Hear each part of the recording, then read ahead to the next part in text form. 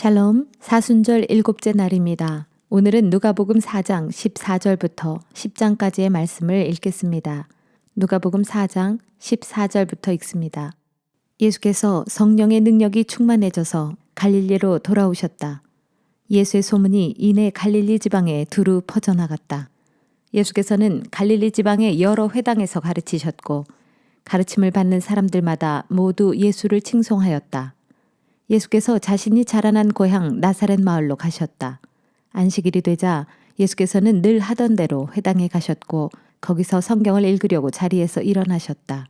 예언자 이사야의 두루마리를 건네 받아든 예수께서는 두루마리를 펼치고 읽어 내려가셨다. 주의 영이 나에게 임하셨으니 그것은 가난한 자들에게 복음을 전하게 하시려고 주께서 내게 기름을 부으셨기 때문이다. 주께서는 나를 보내셔서 포로로 붙잡힌 이들에게는 자유를 선포하게 하셨고 앞을 못 보는 이들에게는 눈을 뜨게 해서 다시 보게 하셨다. 또 억눌린 사람들은 다 풀어주게 하셨고 주께서 은혜 베푸실 때를 사람들에게 널리 선포하게 하셨다. 이 말씀을 읽으신 후 예수께서는 두루마리를 말아 시중 드는 사람에게 돌려주시고 자리에 앉으셨다. 회당에 모인 사람들의 시선이 모두 예수께로 쏠렸다. 예수께서 그들에게 말씀하셨다. 오늘 이 성경 말씀이 다 이루어졌습니다. 그러자 모든 사람들이 감탄하고 예수의 입에서 나오는 은혜로운 말씀에 놀라면서 저 사람은 본래 요셉의 아들이 아닌가 하고 수군거렸다. 이에 예수께서 그들에게 말씀하셨다. 여러분은 분명 의사여 내 병이나 고쳐라 하는 속담을 내게 들이대며 가버나움에서 행했다는 기적을 이곳 당신의 고향 나사렛에서도 한번 해보시오 하고 말하고 싶을 겁니다. 그러나 내가 분명히 여러분에게 일러둡니다. 자기 고향에서 환영받는 예언자는 없습니다. 예언자 엘리야가 시돈 땅에 있는 사렙과 과부를 도운 일을 생각해 보십시오. 3년 6개월 동안이나 비가 오지 않아 온 땅에 기근이 계속되어 도움이 필요한 이스라엘의 과부들이 수두룩했지만 엘리야는 단지 이방인 과부 한 사람만을 도왔을 뿐입니다. 엘리사는 또 어땠습니까? 이스라엘 땅에는 나병 환자들이 수두룩했는데도 그는 단지 수리아 사람 나아만을 고쳐주었을 뿐입니다. 회당에 있던 모든 사람들이 예수의 이 말씀을 듣고 잔뜩 화가 났다. 그래서 그들은 예수께로 몰려가 그를 동네 밖으로 쫓아냈다. 그리고는 예수를 벼랑으로 끌고 가서 아래로 밀쳐 떨어뜨리려고 하였다. 그러나 예수께서는 군중들의 한가운데를 헤치고 지나간 다음 그곳을 떠나가셨다. 예수께서 갈릴리 지방의 가버나움으로 가셔서 안식일에 회당에서 설교하셨다. 예수의 말씀이 워낙 독특하고 권위가 있어서 사람들은 모두 크게 놀랐다. 그때 악한 귀신 들린 사람 하나가 회당에 있다가 예수를 향해 큰 소리로 외쳤다. 아, 나사렛 예수여, 당신은 우리에게 무엇을 원하십니까? 우리를 멸하려고 오셨습니까? 나는 당신이 누구인지 잘 압니다. 당신은 하나님께서 보내신 거룩한 분이십니다. 그러자 예수께서 엄히 꾸짖으셨다. 입 다물고 그 사람에게서 당장 나가라. 귀신은 사람들이 모두 지켜보는 앞에서 그 사람을 내동댕이 친 후에 떠나갔다. 그러나 그 사람은 아무 상처도 입지 않았다. 사람들은 크게 놀라서 서로 수군거렸다. 이건 도대체 무슨 가르침인가? 이분의 말씀에는 도대체 무슨 능력이 있기에 귀신까지도 복종하는가? 예수께서 행하신 이 일은 화제거리가 되어 삽시간에 온 지방으로 퍼져나갔다. 예수께서 회당을 떠나 시몬의 집으로 가셨다. 마침 시몬의 장모가 심한 열병을 앓고 있어서 사람들이 그녀를 고쳐달라고 예수께 청했다. 예수께서 그 부인을 굽어보신 후 열병을 꾸짖자 즉시 병이 나았다. 시몬의 장모는 자리에서 일어나 그들을 위해 시중을 들었다. 날이 저물자 마을 사람들은 온갖 병자들을 예수께 데려왔다. 예수께서 각양 병자들에게 일일이 손을 얹어 그들의 병을 고쳐주셨다. 특히 귀신 들린 사람들도 모두 고침을 받았다. 귀신들은 떠나가면서 아, 당신은 하나님의 아들입니다 하고 외쳤다. 귀신들은 예수가 그리스도인 줄 이미 알고 있었던 것이다. 하지만 예수께서는 그런 귀신들을 엄히 꾸짖어 그 말을 하지 못하게 하셨다. 날이 밝자 예수께서는 홀로 한적한 곳으로 가셨다. 사람들이 사방으로 찾아 헤매다가 예수를 찾자 자기들을 떠나지 말아달라고 간청했다. 예수께서 말씀하셨다. 나는 다른 마을에서도 하나님 나라의 복음을 전해야 합니다. 그 일을 위해서 하나님께서 나를 보내셨기 때문입니다. 그 뒤 예수께서는 유대의 여러 회당을 두루 다니시며 하나님 나라의 복음을 전하셨다. 마가복음 5장. 하루는 예수께서 게네사렛 호숫가에서 설교를 하셨다. 그때에 많은 사람들이 몰려와 예수를 에워싼 채 말씀을 들었다. 예수께서 보시니 호숫가에 작은 배 두 척이 있고 어부들은 배에서 내려 그물을 씻고 있었다. 예수께서 그 배들 중 시몬의 배에 오르시어 배를 호숫가에서 조금 떼어놓게 하신 후 배 위에 앉으셔서 군중들을 가르치셨다. 예수께서 말씀을 다 마치시고 시몬에게 말씀하셨다. 이제 깊은 데로 나가 그물을 내려 고기를 잡으시오. 시몬이 대답했다. 선생님, 저희가 밤새도록 애써 곳곳에 그물을 내렸지만 한 마리도 잡지 못했습니다. 그러나 선생님께서 그렇게 말씀하시니 한 번 더 그물을 내려보겠습니다. 시몬이 깊은 데로 나가 그물을 내렸더니 과연 그물이 가득 차서 찢어질 정도로 엄청난 양의 고기가 잡혔다. 그래서 시몬은 다른 배에 탄 동료들에게 소리를 쳐서 도움을 청했다. 그들이 얼른 와서 두 배에다 고기를 가득 채우니 고기가 너무 많아 배가 가라앉을 지경이었다. 시몬 베드로가 이것을 보고 예수 앞에 무릎을 꿇고 말했다. 주님, 제게서 떠나 주십시오. 저는 너무나 죄 많은 사람입니다. 베드로와 다른 동료들은 고기가 너무나 많이 잡히자 크게 놀랐던 것이다. 시몬의 동료인 세베대의 아들 야고보와 요한도 놀라기는 마찬가지였다. 그때에 예수께서 시몬에게 말씀하셨다. 두려워하지 마시오. 이제부터 당신은 사람을 낚는 어부가 될 것이요. 그들은 배를 호숫가에 댄 뒤에 모든 것을 버려두고 즉시 예수를 따라갔다. 예수께서 어느 마을에 가셨을 때 온몸이 나병으로 문드러진 사람이 있었다. 그 나병 환자는 예수를 보자 예수 앞에 엎드려 자신의 병을 고쳐달라고 애원했다. 주님, 주님이 원하시기만 하면 저를 깨끗하게 해 주실 수 있습니다. 예수께서 손을 내밀어 그를 만지시며 말씀하셨다. 내가 원하노니 깨끗하게 되시오. 그러자 즉시 그의 나병이 나았다. 예수께서 그에게 명령하셨다. 이 일을 아무에게도 알리지 말고 곧장 제사장에게로 가서 당신의 몸을 보이고 모세의 율법에 기록된 대로 예물을 드려 당신이 깨끗하게 된 것을 확증하시오. 그러나 예수에 대한 소문은 금세 널리 퍼져나갔고 사람들은 예수의 말씀도 듣고 또 자기들의 병도 고침받기 위해 때를 지어 예수께로 몰려들었다. 그러나 예수께서는 사람들을 피해 한적한 곳으로 물러나셔서 종종 홀로 기도하셨다. 어느 날 예수께서 사람들을 가르치고 계실 때였다. 그 자리에는 갈릴리와 유대 여러 동네와 예루살렘에서 온 바리새파 사람들과 율법 교사들이 앉아 있었다. 하나님의 능력이 예수와 함께하고 있었으므로 예수께서는 능히 사람들의 병을 고치셨다.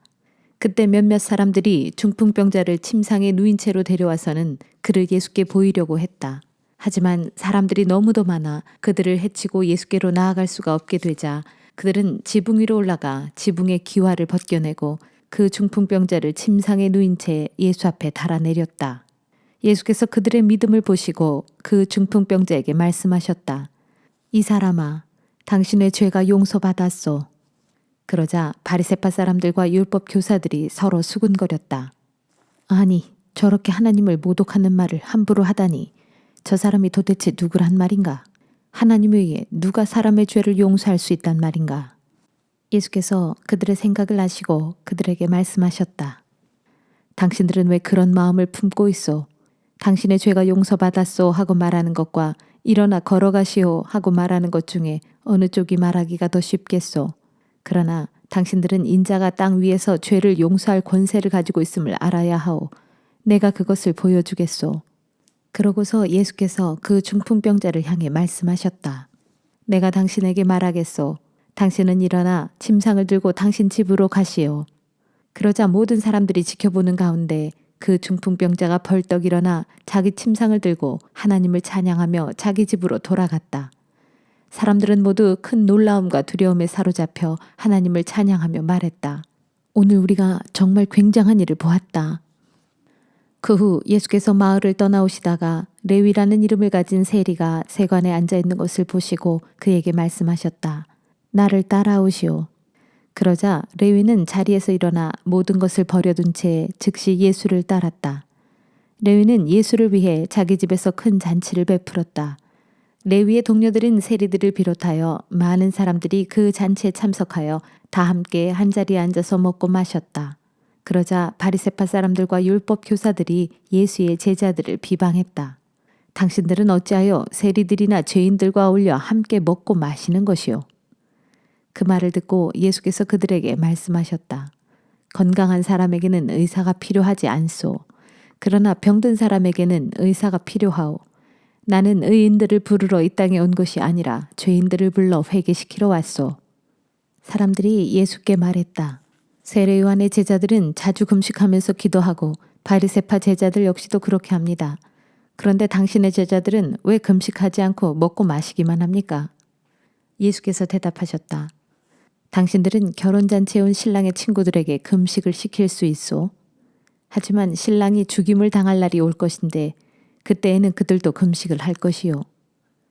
예수께서 다시 비유를 들어 그들에게 말씀하셨다. 낡은 옷을 기우려고 새 옷에서 천조각을 베어내는 사람은 없소.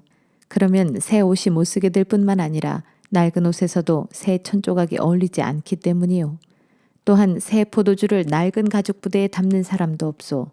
그렇게 하면 낡은 가죽 부대가 터져서 포도주가 다 쏟아지고 부대도 버리게 될 것이기 때문이요. 새 포도주는 새 부대에 담아야 하오.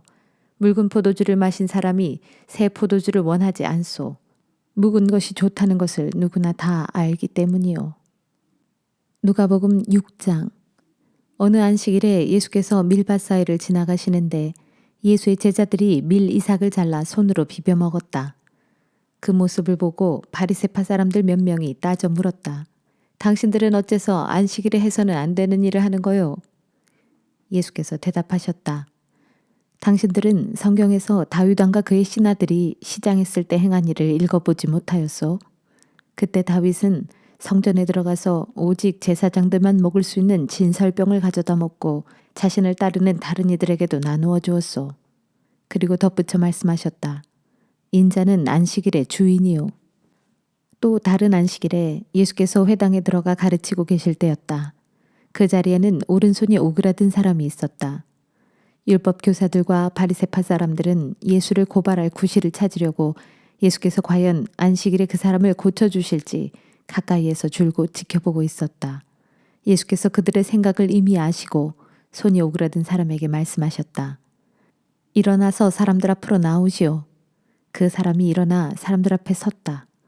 예수께서 바리새파 사람들과 율법 교사들에게 말씀하셨다. 당신들에게 한 가지 물어보겠소. 안식일에 선한 일을 행하는 것이 옳소 아니면 악한 일을 하는 것이 옳소? 사람을 살리는 것이 옳소 아니면 사람을 죽이는 것이 옳소? 그런 뒤 예수께서 사람들을 일일이 둘러보신 다음 그 사람에게 말씀하셨다. 당신의 손을 쭉 펴시오. 그러자 즉시 그의 오른손이 완전히 회복되었다. 하지만 바리새파 사람들과 율법 교사들은 크게 화가 나서 예수를 죽일 방법을 서로 의논하기 시작했다. 어느 날 예수께서 따로 산에 올라가 밤이 새도록 열심히 기도하셨다. 날이 밝자 제자들을 부르신 후 그들 가운데서 12사람을 사도로 세우셨다. 예수께서 세우신 12사도는 다음과 같다.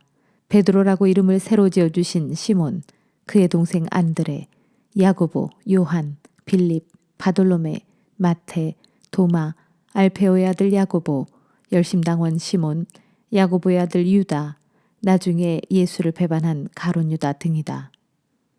예수께서 그들 12명의 사도들과 함께 산에서 내려오시자 예수를 따르는 수많은 사람들이 그곳에 모여 있다가 예수 일행을 둘러쌌다.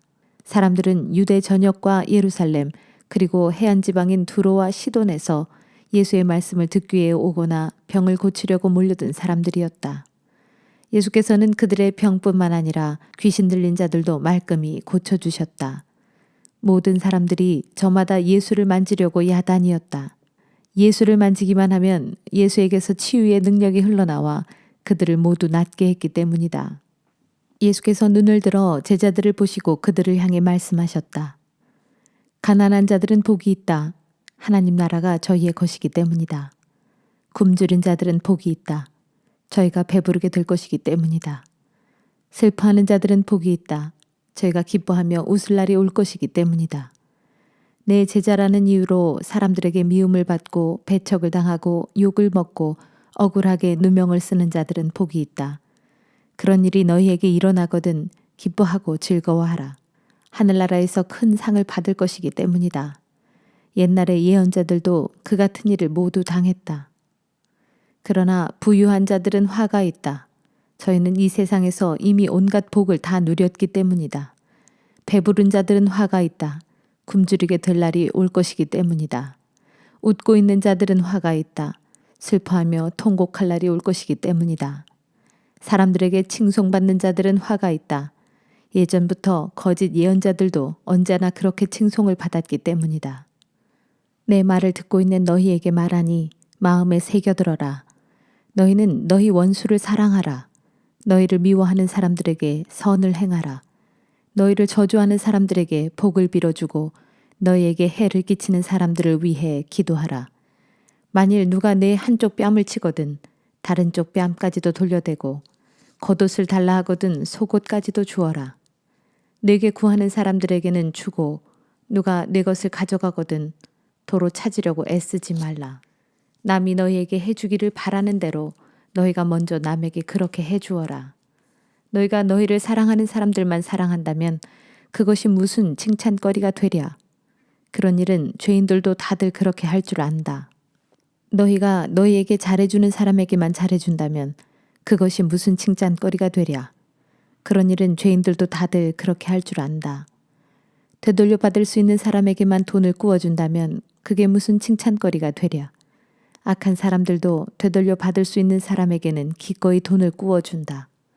너희는 너희 원수를 사랑하고 원수에게 선한 일을 행하며 빌리고자 하는 이에게 아무것도 바라지 말고 그저 꾸어주어라.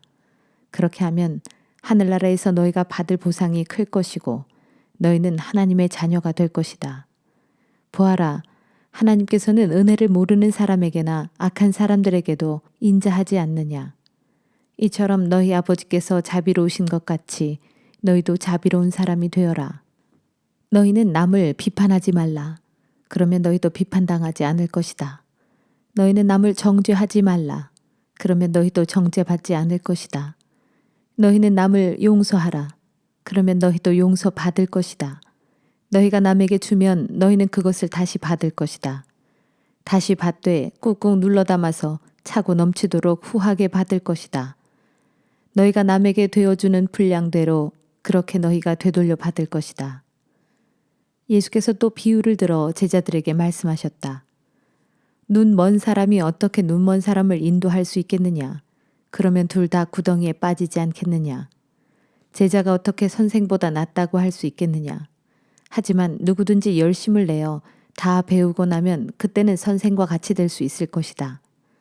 어찌하여 너희는 다른 사람의 눈 속에 있는 티는 보면서 내 눈 속에 있는 들보는 보지 못하느냐? 내 눈 속에 있는 들보를 보지 못하면서 어떻게 다른 사람에게 당신의 눈 속에 있는 티를 빼어주겠다 하고 말할 수 있겠느냐? 위선자야, 먼저 내 눈 속에 있는 들보부터 빼어라. 그래야만 내 눈이 밝아져서 다른 사람의 눈 속에 있는 티를 빼낼 수 있게 될 것이다. 좋은 나무가 나쁜 열매를 맺는 법이 없고 나쁜 나무가 좋은 열매를 맺는 법이란 없다. 그러므로 열매를 보면 그 나무를 알 수 있다. 무화과는 가시나무에서 나지 않고 포도는 가시덤불에서 딸 수 없다. 선한 사람은 선한 마음으로부터 선한 행동을 하고 악한 사람은 악한 것이 마음속에 숨어 있어서 자연스레 악한 행동을 한다. 이와 같이 마음속에 들어있는 것들이 입 밖으로 흘러나오는 법이다. 너희는 입으로는 주여 주여 하면서도 어찌하여 내가 말한 것을 실천하지 않느냐. 내게로 와서 내 말을 듣고 그대로 실천하는 사람은 반석 위에다 튼튼히 기초를 놓고 집을 짓는 사람과 같다. 홍수가 나서 큰 물이 들이치더라도 그 집은 무너질 염려가 전혀 없다. 그러나 내 말을 듣고도 그대로 실천하지 않는 사람은 기초가 없이 집을 지은 사람과도 같다. 홍수가 나서 큰 물이 들이치면 와르르 무너져 내려서 순식간에 폭삭 가라앉고 말 것이다. 누가복음 7장.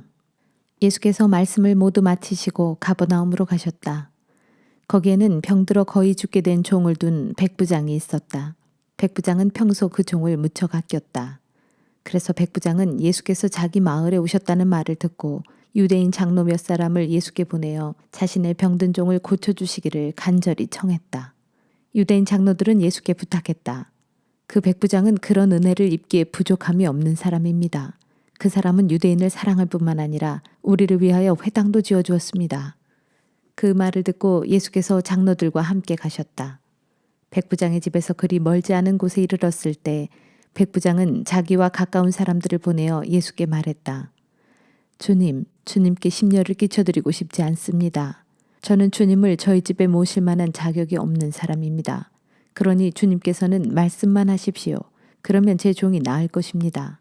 저도 상관을 모시고 있지만 제 밑에도 부하들이 있어서 제가 가라 하면 가고 오라 하면 옵니다. 또 제 종들에게 이렇게 하라 하고 말하면 그대로 합니다. 예수께서 이 말을 들으시고 감탄하면서 자기를 따르는 사람들을 돌아보며 말씀하셨다. 내가 여러분에게 분명히 말하지만 나는 여태껏 이스라엘 사람들 중에 이만한 믿음을 가진 사람을 보지 못했습니다. 그리하여 백부장이 보낸 사람들이 집에 돌아가 보니 그 종은 이미 말끔히 나아 있었다. 얼마 후 예수께서 나인이라는 동네로 가셨다. 제자들과 많은 군중이 예수를 뒤따랐다. 성문 앞에 이르렀을 때 마침 상여를 맨 장례 행렬이 성문 밖으로 나오고 있는 중이었다. 죽은 사람은 어떤 과부의 외아들이었다. 같은 동네 사람들이 과부를 뒤따라오고 있었다. 주님은 그 과부를 보시고 가엾게 여겨 울지 마세요 하고 위로하셨다. 그리고는 관 가까이로 걸어가서 관에 손을 대시자 상여꾼들이 걸음을 멈추었다. 예수께서 관을 보시며 말씀하셨다. 청년이여, 내가 네게 말한다. 일어나라. 그러자 죽었던 자가 즉시 일어나 앉아서 말을 하기 시작했다. 예수께서는 그 청년을 그의 어머니에게 돌려주셨다. 사람들은 모두 큰 두려움에 쌓여 하나님을 찬양하며 소리쳤다. 위대한 예언자가 우리에게 나타나셨다. 또 사람들은 이렇게 외쳤다. 하나님께서 자기 백성을 돌보아 주셨다. 예수께서 이런 일을 하셨다는 소문이 온 유대와 그 주변 지역에 두루 퍼져나갔다. 세례 요한의 제자들이 이 소문을 듣고 세례 요한에게 알렸다. 그러자 세례 요한은 자기 제자 두 사람을 예수께 보내어 이렇게 묻게 했다. 당신이 정말 오시기로 되어 있는 바로 그분입니까? 그렇지 않으면 우리가 아직도 그분을 더 기다려야 합니까? 세례 요한의 두 제자가 예수께 와서 물었다. 우리 선생님이 이렇게 여쭤보라고 하십니다. 당신이 정말 오시기로 되어 있는 그분이 맞습니까? 그렇지 않으면 우리가 아직도 그분을 더 기다려야 합니까? 세례 요한의 제자들이 왔을 때 예수께서는 마침 온갖 병자들을 고쳐주고 계셨다. 다리 저는 자들과 눈먼 자들을 고치시고 악한 귀신들을 쫓아내셨다. 예수께서 그들에게 대답하셨다. 가서 세례 요한에게 오늘 당신들이 본 것과 들은 것을 그대로 모두 알려주시오. 보시오, 눈먼 자들이 눈을 뜨고 다리 저는 자들이 똑바로 걸으며 나병 환자들이 완전히 낫고 듣지 못하는 자들이 다시 들으며 죽은 자가 다시 살아나고 가난한 자들에게 기쁜 소식이 전파되고 있소. 나를 믿고 의심하지 않는 사람은 복이 있소. 그렇게 전해주시오. 세례 요한이 보낸 사람들이 떠나간 후 예수께서 군중들에게 세례 요한에 대해 말씀하셨다. 여러분이 무엇을 보려고 광야로 나갔습니까?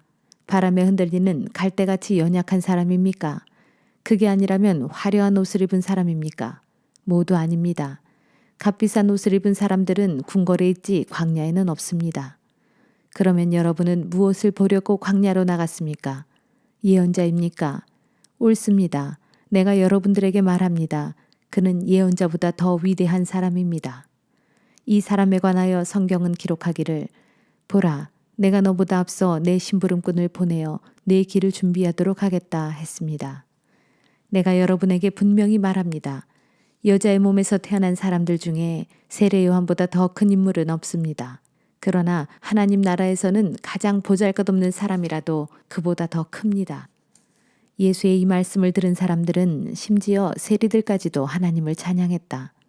그들은 세례 요한의 설교를 듣고 그에게서 세례를 받은 자들이었다. 그러나 바리새파 사람들과 율법 교사들은 세례 요한에게서 세례를 받지 않음으로써 자신들에 대한 하나님의 계획을 받아들이지 않았다. 예수께서 이어서 말씀하셨다. 이 세대 사람들을 무엇에 비유하면 좋을까요? 누구와 같다고 해야 할까요? 그렇습니다. 그들은 장터에 앉아 편을 갈라 놀이를 하면서 다른 편 아이들에게 이렇게 외치는 아이들과도 같습니다. 우리가 피리를 부는데도 너희는 왜 춤을 추지 않느냐? 우리가 곡을 하는데도 왜 너희는 가슴을 치며 슬퍼하지 않느냐? 이처럼 사람들은 세례요한이 와서 빵도 먹지 않고 포도주도 마시지 않자 보라 저 사람이 귀신 들려 미쳤다 하고 말하더니 이제 인자가 와서 잔치집에 가서 먹고 마시는 것을 보고는 보라 저 사람은 욕심껏 먹고 마시기를 즐겨하면서 세리와 죄인들하고만 어울린다 하고 말합니다.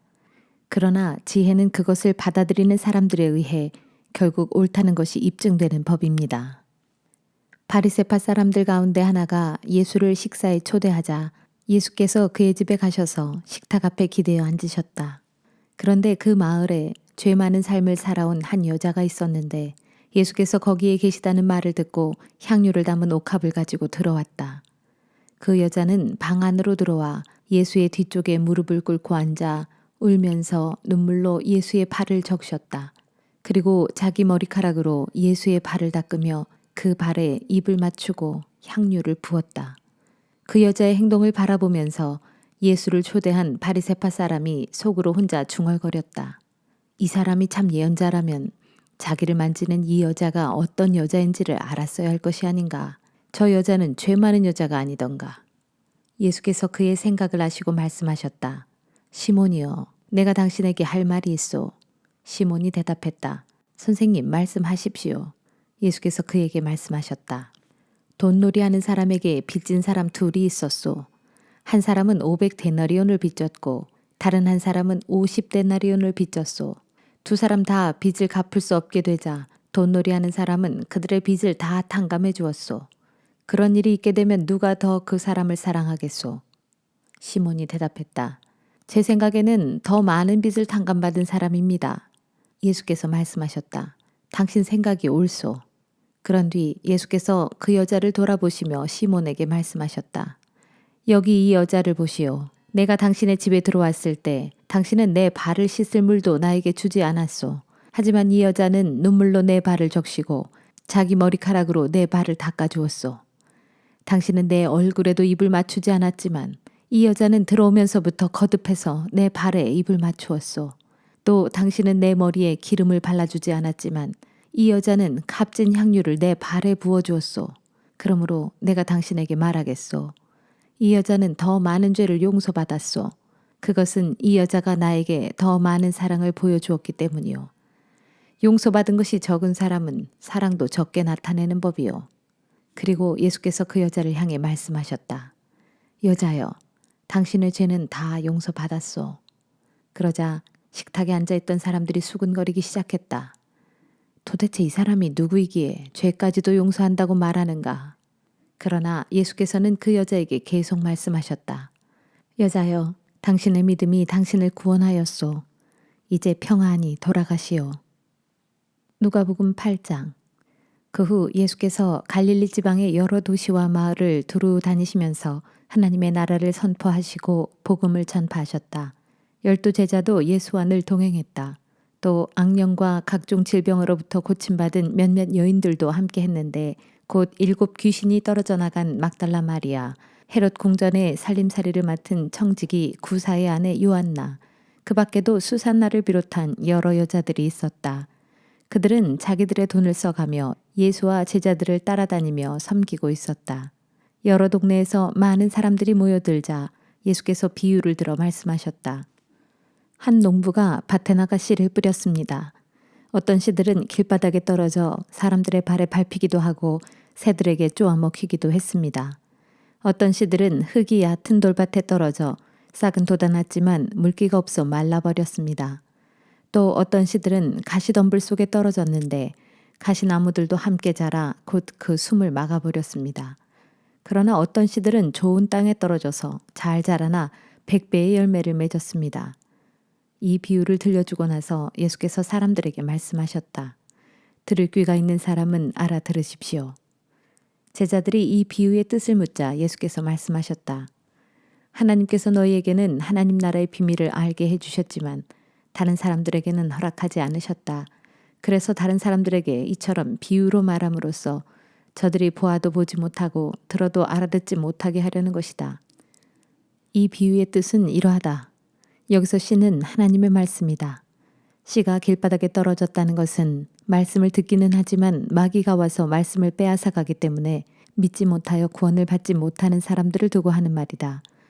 또 씨가 돌밭에 떨어졌다는 것은 처음에는 말씀을 기쁘게 듣지만 믿음이 뿌리를 받고 자라지 못하여 잠시 동안 믿기는 해도 시험을 받으면 곧 떨어져 나가는 사람들을 두고 하는 말이다.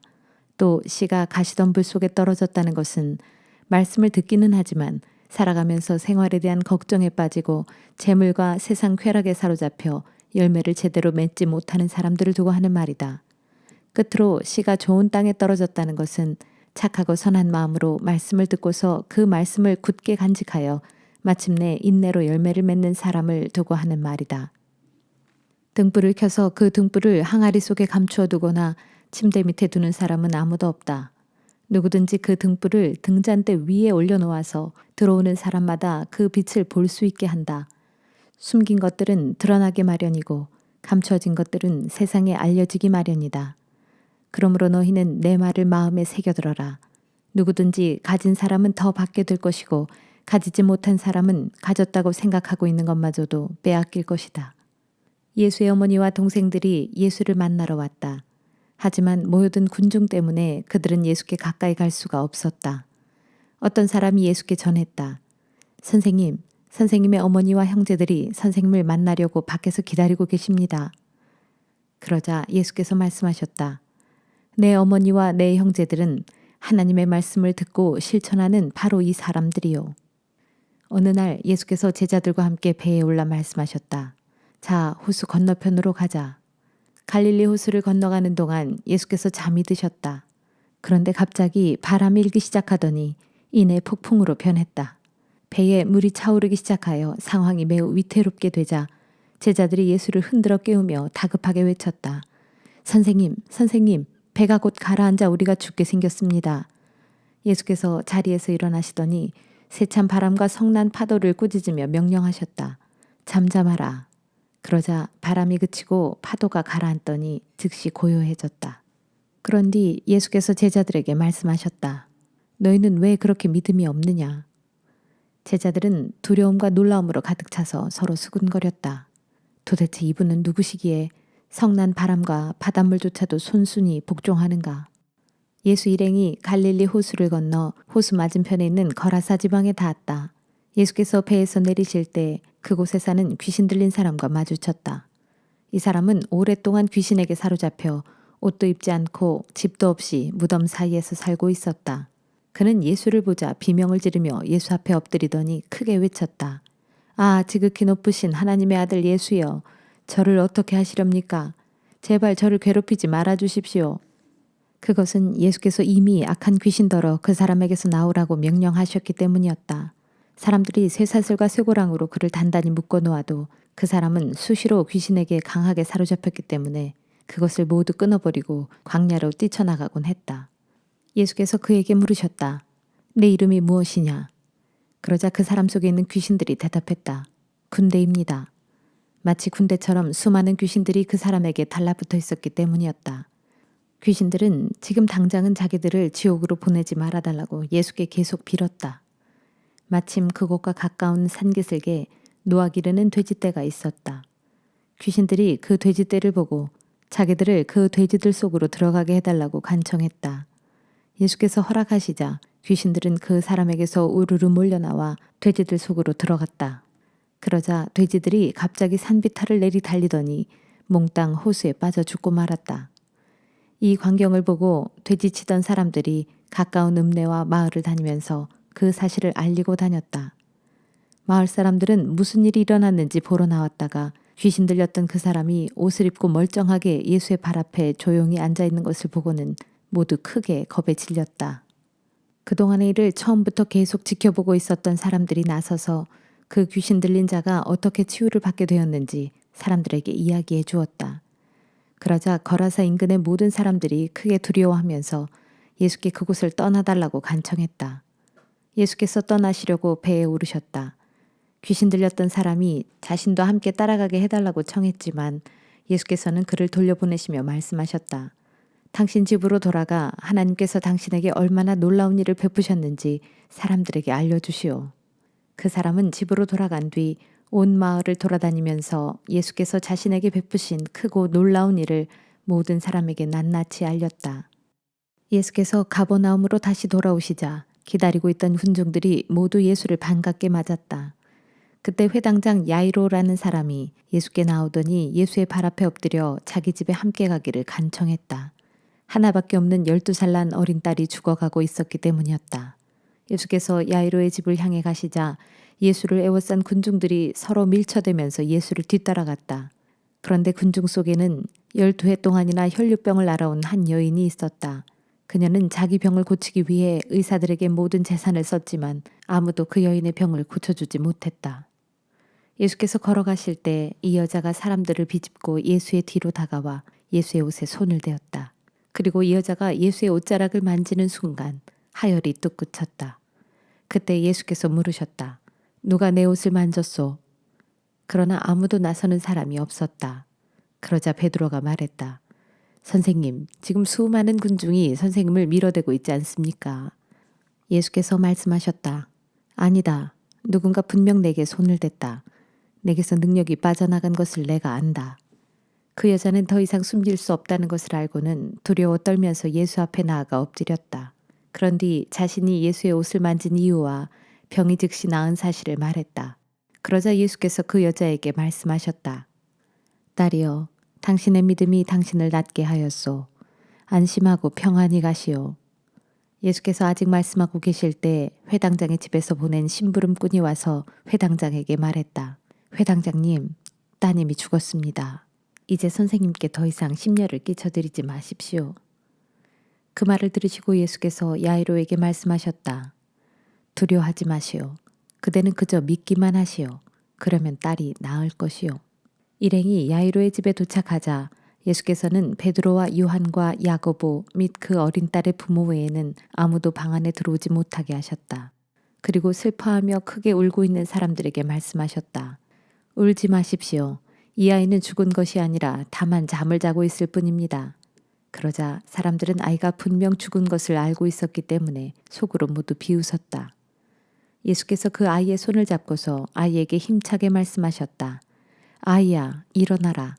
그 순간 아이에게서 빠져나갔던 영혼이 아이에게로 다시 돌아왔다. 그러자 아이가 즉시 자리에서 일어나 앉았다. 예수께서는 아이에게 먹을 것을 주라고 이르셨다.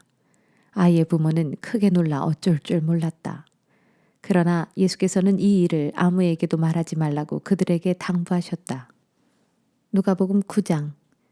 예수께서 12제자를 불러 모으시고 그들에게 귀신 쫓는 권세와 병 고치는 능력을 주셨다. 그런 뒤 하나님의 나라를 선포하고 병든 사람들을 고치라고 제자들을 세상에 내보내시며 이렇게 이르셨다. 너희는 아무것도 가지고 가지 말라. 지팡이도 돈주머니도 양식도 돈도 여벌의 옷도 가지고 가지 말라. 어느 동네에 들어가든 한 집에서만 머물다 떠나라. 사람들이 너희를 환영하지 않거든 그곳을 떠나라. 떠날 때는 그들에게 경고하는 표시로 신발의 먼지를 탈탈 털어버려라. 이처럼 전도의 사명을 받고 제자들은 길을 떠났다. 그들은 여러 마을을 두루 다니며 하나님 나라의 복음을 전하고 병든 사람들을 고쳤다. 한편 분봉왕 헤롯은 이런 소문을 듣고 불안하여 어쩔 줄 몰랐다. 세례 요한이 죽었다가 다시 살아났다라고 말하는 사람이 있는가 하면 어떤 사람은 엘리야가 나타났다라고 말하기도 하고 더러는 옛 예언자들 가운데 한 명이 다시 살아서 돌아왔다라고 말하고 있었기 때문이다. 그러나 헤롯은 세례 요한은 내가 목베어 죽이지 않았던가? 그런데 왜 이 같은 기이한 소문이 나돈단 말인가? 하면서 어떻게든 예수를 만나고 싶어 했다. 전도 여행을 떠났던 제자들이 돌아와 자기들이 행한 일을 예수께 모두 보고했다. 예수께서는 제자들을 데리고 따로 벳세다라는 마을로 가셨다. 그러나 군중들이 이 사실을 알고는 이내 뒤따라왔다. 예수께서는 그들을 따뜻이 맞아주시며 하나님 나라에 대해 가르쳐 주시고 병든 사람들을 고쳐주셨다. 그러던 중 저녁 때가 되자 12제자가 예수께 와서 말했다. 선생님, 여기는 너무 외진 곳입니다. 그래서 이제 사람들을 가까운 마을이나 농가로 내려가게 해서 각자 잠잘 곳과 먹을 것을 알아보게 해야겠습니다. 그러자 예수께서 제자들에게 말씀하셨다. 아니다. 너희가 그들에게 먹을 것을 주어라. 제자들이 크게 의아해하며 대답했다. 저희가 가진 것이라곤 빵 5덩이와 물고기 2마리밖에 없습니다. 지금 어디에 가서 이 많은 사람들이 먹을 음식을 사온단 말입니까? 거기에 모인 사람들은 어른 남자만 헤아려도 1,000명 정도였다. 예수께서 제자들에게 말씀하셨다. 사람들을 대략 50명씩 무리를 지어 둘러앉게 하라. 제자들이 그대로 하니 사람들이 모두 무리를 지어 앉았다. 예수께서는 빵 5덩이와 물고기 2마리를 손에 들고 하늘을 우러러 감사 기도를 하신 후 그것을 떼어 제자들에게 주시면서 군중들에게 나누어 주게 하셨다. 그렇게 해서 사람들은 모두 배불리 먹었다. 그리고 먹고 남은 음식 부스러기를 주워 모으니 무려 12광줄이나 되었다. 어느 날 예수께서 혼자 기도하시다가 함께 있는 제자들에게 물으셨다. 사람들이 나를 누구라고 하느냐? 제자들이 대답했다. 어떤 이들은 세례 요한이라고 하고 어떤 이들은 엘리야라고 합니다. 또 더러는 옛 예언자들 가운데 한 명이 다시 살아났다라고 말합니다. 예수께서 다시 제자들에게 물으셨다. 그러면 너희는 나를 누구라고 생각하느냐? 그때 베드로가 나서서 대답했다. 하나님께서 보내신 그리스도이십니다. 예수께서는 제자들에게 그 말을 누구에게도 하지 말라고 엄중하게 이르셨다. 그리고 말씀하셨다. 인자는 많은 고난을 겪은 뒤 장로들과 대제사장들과 율법 교사들에게 배척을 받아 마침내 죽임을 당할 것이다. 그러나 죽은 뒤 사흘 만에 무덤에서 다시 살아날 것이다. 그리고 모든 사람들에게 말씀하셨다. 누구든지 나를 따르려거든 자기를 부인하고 날마다 자기 십자가를 지고 나를 따라야 합니다. 누구든지 나를 위해 자기 목숨을 버리는 자는 구원을 받을 것이지만 자기 목숨을 보존하려는 사람은 그 목숨을 잃고 말 것입니다. 사람이 온 세상을 다 얻는다고 해도 자기 목숨을 잃어버리거나 망친다면 무슨 유익이 있겠습니까? 누구든지 나와 내 말을 부끄럽게 여기면 인자도 장차 아버지와 거룩한 천사들과 함께 큰 영광에 휩싸여 이 땅에 다시 올 때 그 사람을 부끄럽게 여길 것입니다. 내가 분명히 여러분에게 말합니다. 여기 있는 사람들 중에서도 죽기 전에 하나님 나라를 볼 사람들이 있을 것입니다. 이 말씀을 하신 지 여드레 후 예수께서는 베드로와 야고보와 요한만을 따로 데리고 기도하러 산으로 올라가셨다. 그런데 예수께서 기도하시는 동안 예수의 얼굴 모습이 변했다. 예수의 옷 또한 완전히 휘어져서 눈부시게 빛났다. 그러더니 갑자기 2사람이 나타났다. 모세와 엘리야였다. 그들은 영광스러운 빛에 감싸여 예수와 더불어 이야기를 주고받았다. 그들은 장차 예루살렘에서 일어날 일, 곧 예수의 십자가 죽음에 대해서 이야기했다. 그때 베드로와 다른 제자들은 잠들어 있다가 깨어나서 큰 광채와 영광에 휩싸여 있는 예수의 모습과 또한 그곳에 함께 서 있는 2사람을 보았다. 2사람이 떠나려고 하자 베드로가 불쑥 말하였다. 선생님, 저희가 여기서 지낸다면 얼마나 좋겠습니까? 그래서 이곳에다 초막 3채를 지으면 어떨까요? 한 채는 선생님을 위해, 또 한 채는 모세를 위해, 그리고 또 한 채는 엘리야를 위해 짓는 겁니다. 베드로가 이렇게 말하는 동안 구름이 몰려오더니 그들을 뒤덮었다. 그들이 구름 속으로 들어가자 제자들이 몹시 두려워했다. 그때 구름 속에서 음성이 들려왔다. 이는 내 아들이요 내가 택한 자이다. 너희는 그의 말을 들어라. 그 음성이 들린 후에 제자들이 보니 오직 예수만 거기 계셨다. 제자들은 입을 다물고 자기들이 본 것을 얼마 동안 누구에게도 말하지 않았다. 다음 날 예수와 세 제자들이 산에서 내려오자 수많은 군중이 예수를 맞았다. 그때 군중 가운데 한 사람이 외쳤다. 선생님, 제 아들 좀 봐주십시오. 이 아이는 하나밖에 없는 제 외아들입니다. 귀신이 그 아이를 사로잡으면 아이가 비명을 지르고 경련을 일으켜 입에서 거품을 흘리고 온몸에 상처를 입도록 뒹굽니다. 그래서 제가 선생님의 제자들에게 귀신을 쫓아내달라고 청했지만 그들은 귀신을 쫓아내지 못했습니다. 그러자 예수께서 말씀하셨다. 아, 믿음이 없고 삐뚤어진 세대여. 내가 언제까지 당신들과 함께 있어야 하며 당신들에 대해 참아 주어야 하겠소. 그 아이를 당장 이리로 데려오시오. 아이가 예수께 오는 도중 귀신은 그 아이를 땅에다 거꾸로 뜨리고 심한 경련을 일으키게 했다. 예수께서는 그 악한 귀신을 꾸짖어 아이를 고치신 후 그 아이를 아버지에게 돌려주셨다. 사람들은 하나님의 위대한 능력을 보고 모두 놀라며 크게 두려워했다. 이처럼 예수께서 하신 위대한 일을 보고 사람들이 놀라며 감탄하고 있을 때 예수께서 제자들에게 말씀하셨다. 너희는 내 말을 마음에 새겨두도록 하라. 나 인자는 배반당하여 사람들의 손에 넘겨지게 될 것이다. 그러나 제자들은 그 말씀의 뜻을 깨닫지 못했다. 무슨 뜻인지 알지 못하면서도 제자들은 감히 예수께 묻지도 못했다. 제자들 사이에서 누가 자기들 중에 가장 높은지를 놓고 말다툼이 벌어졌다. 예수께서 그들의 생각을 아시고 어린아이 하나를 자기 곁에 세우신 뒤 제자들에게 말씀하셨다. 누구든지 내 이름으로 이런 어린아이를 영접하면 곧 나를 영접하는 것이요. 누구든지 나를 영접하면 곧 나를 보내신 하나님을 영접하는 것이다. 너희 가운데 가장 낮은 사람이 실상은 가장 높은 사람이다. 그때 제자 요한이 예수께 와서 말했다. 선생님, 우리를 따르지도 않는 어떤 사람이 선생님의 이름으로 귀신을 쫓아내고 있기에 저희가 그렇게 하지 못하게 막았습니다. 그러자 예수께서 말씀하셨다. 아니다. 그냥 두어라. 누구든지 너희를 반대하지 않는 사람은 너희를 위하는 사람이다. 예수께서 하늘나라로 올라가실 때가 가까워지자 예루살렘으로 올라가기로 마음에 굳게 결심하시고 심부름꾼들을 앞서 보냈다. 그들은 사마리아 동네에 들어가서 방을 구하려다가 그냥 돌아왔다. 그것은 예수께서 예루살렘으로 올라가신다는 말을 듣고 마을 사람들이 예수 일행을 맞아들이지 않겠다고 거절했기 때문이다. 이 말을 듣고 야고보와 요한이 예수께 말했다. 선생님, 저희가 하늘에서 불벼락을 내리게 해서 그들을 태워버릴까요? 그러자 예수께서 돌아서서 그들을 꾸짖으셨다. 그리고 제자들과 함께 다른 마을로 가셨다.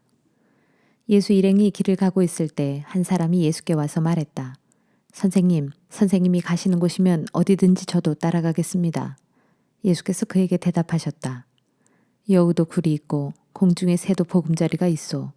하지만 인자는 머리 누일 곳조차 없소. 또 한 번은 예수께서 다른 사람에게 나를 따르시오 하고 말씀하셨다. 그러자 그가 말했다.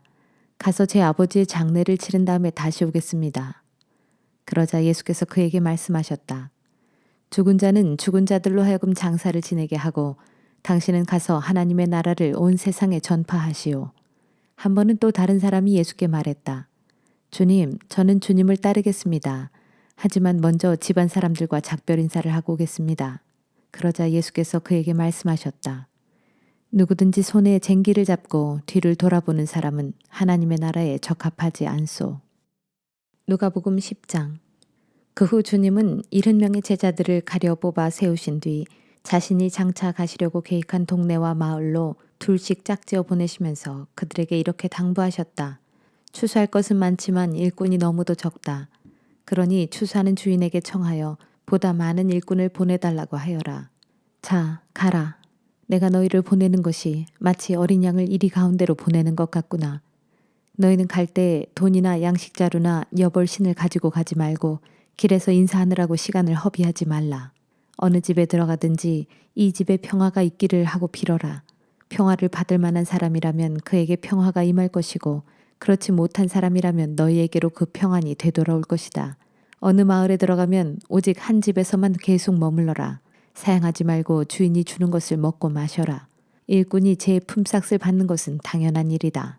어느 마을에 들어가든지 사람들이 너희를 환영하거든 너희에게 차려주는 음식은 무엇이나 먹어라. 그리고 그 마을에 있는 병자들을 고쳐주며 하나님의 나라가 가까이 왔다라고 선포하여라. 그러나 어느 마을에 들어가든지 그곳 사람들이 너희를 환영하지 않거든 그 마을의 큰 길로 나와서 말하기를 우리는 우리 발에 묻은 너희 마을의 먼지조차도 붙이고 가지 않을 것이다. 그러나 하나님의 나라가 가까이 왔다는 사실을 명심하라 하여라. 내가 너희에게 말한다. 장차 심판의 날에 그 마을에 내릴 벌이 옛날 소돔이 받은 벌보다 더 가혹할 것이다. 화를 입으리라 고라시나 화를 입으리라 벳세다야. 내가 너희에게 베푼 기적들을 두로와 시돈에서 베풀었더라면 그 도시 사람들은 벌써 오래전에 베옷을 입고 죄를 뒤집어 쓰고 앉아서 깊이 회개했을 것이다. 그러므로 장차 심판날에는 두로와 시돈이 너희보다 오히려 가벼운 벌을 받을 것이다. 너 가버나움아, 내가 네 죄를 어찌 이루 다 말하랴. 내가 하늘에까지 높아질 듯 싶으냐. 어림도 없다. 저 땅 아래 지옥에까지 떨어질 것이다. 예수께서 제자들에게 계속 말씀하셨다. 너희를 환영하는 사람은 나를 환영하는 것이요. 너희를 박해하는 사람은 나를 박해하는 것이다. 그리고 나를 박해하는 사람은 나를 보내신 하나님을 박해하는 것이다.